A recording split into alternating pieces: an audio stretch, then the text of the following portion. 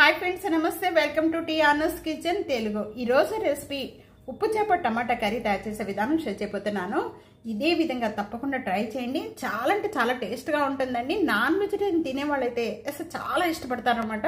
అంత టేస్ట్ గా ఉంటుంది। ఇదే విధంగా తప్పకుండా ట్రై చేసి మీకు ఎలా ఉందనేది నా కామెంట్స్ లో తెలియజేయండి। వీడియోలోకి వెళ్ళే ముందు ఇప్పటివరకు కూడా సబ్స్క్రైబ్ చేయని వాళ్ళు ప్లీజ్ సబ్స్క్రైబ్ చేసుకోండి।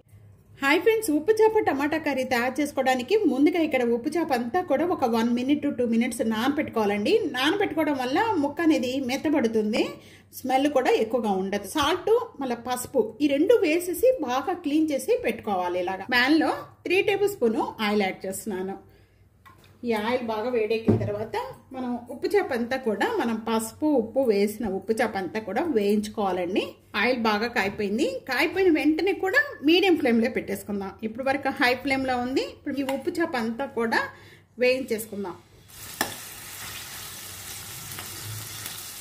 బాగా వేయించుకోని అవసరం లేదు, కొద్దిగా ఉప్పు చేప ఇలా వేయించుకొని మనం కర్రీ తయారు చేసుకోవడం వల్ల టేస్ట్ బాగుంటుందండి। ఇలా వేయించుకుంటే చాలండి। ఇలా వేయించుకున్నంతా కూడా ఇప్పుడు మనం ఒక బౌల్లోకి యాడ్ చేసేస్తున్నాను। సేమ్ ఆయిల్లోనే ఇప్పుడు మనం కర్రీ తయారు చేసుకుందాం। ఒక 1/4 టేబుల్ స్పూన్ మెంతులు, 1/2 టేబుల్ స్పూన్ ఆవాలు, జీరా ఇవన్నీ కూడా యాడ్ చేసేస్తున్నాను। ఒక ఎండుమిర్చి, ఇక్కడ ఒక పెద్ద ఉల్లిపాయ తీసుకున్నానండి। ఒక 4 లేక 5 పచ్చిమిర్చి, దీంట్లో పచ్చిమిర్చి ఎక్కువ వేసుకుంటే బాగుంటుంది। ఇది కూడా దీంట్లో యాడ్ చేసేసుకొని ఇవన్నీ కూడా మంచి కలర్ వచ్చేంత వరకు కూడా బాగా వేయించుకోవాలి। ఇట్లా ఉప్పు అనేది చాలా తక్కువ పడుతుందండి ఉప్పు చేప కాబట్టి। మనం ఉల్లిపాయ తొందరగా మగ్గిపోవడానికి ఒక 1/2 టేబుల్ స్పూన్ సాల్ట్ యాడ్ చేస్తున్నాను। సరిపడపోతే తర్వాత వేసుకోవచ్చండి, ఎందుకంటే ఉప్పు చేపలోనే చాలా ఉప్పు ఎక్కువ ఉంటుంది, చూసుకొని వేసుకోవాలి। ఉప్పు చేప అనేది దేంట్లో వేసుకున్నా బాగుంటుంది, చాలా టేస్ట్గా ఉంటుంది కర్రీ। ఉప్పు చేప టమాటా కర్రీ, ఉప్పు చేప దోసకాయ కర్రీ, ఉప్పు చేప వంకాయ కర్రీ, ఉప్పు చేప బీరకాయలో వేసుకోవచ్చు। ఉప్పు చేప దేంట్లో వేసుకొని మనం కొద్దిగా అలా ఒక 4 ముక్కలు వేసుకొని చేసుకున్నా కూడా చాలా టేస్ట్గా ఉంటుందండి। నాన్ వెజిటేరియన్ బాగా ఇష్టపడే వాళ్ళు ఈ విధంగా కొద్దిగా వేసుకొని ఇలాగ చేసుకోవడం వల్ల చాలా ఇష్టంగా తినేస్తుంటారు అనమాట, చాలా టేస్ట్గా ఉంటుంది। ఉల్లిపాయ అంతా కూడా ఈ విధంగా మగ్గిపోయిన వెంటనే కూడా ఇక్కడ నేను ఒక 1/2 tablespoon ginger garlic paste add చేస్తున్నానండి। జింజర్ గార్లిక్ పేస్ట్ యాడ్ చేసిన వెంటనే దీనిలో ఉన్న పచ్చి స్మెల్ పోయేంత వరకు కూడా వేయించేసుకోవాలి। వెల్లుల్లిపాయ పేస్ట్ వేసిన వెంటనే కూడా బాగా మంచి స్మెల్ వస్తుంది। ఇలాంటప్పుడు ఇప్పుడు మనం టమాటా యాడ్ చేసుకుందాం। టమాటా పీసెస్ నేను ఇక్కడ 4 టమాటాలు తీసుకున్నానండి। టమాటా యాడ్ చేసిన వెంటనే ఒకసారి బాగా కలిపేసుకుందాం।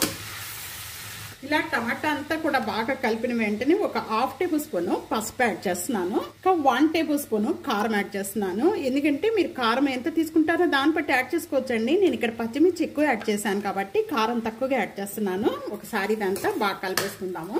ఈ విధంగా కలిపేసుకున్న వెంటనే 2 రెమ్మల కరివేపాకు యాడ్ చేస్తున్నాను।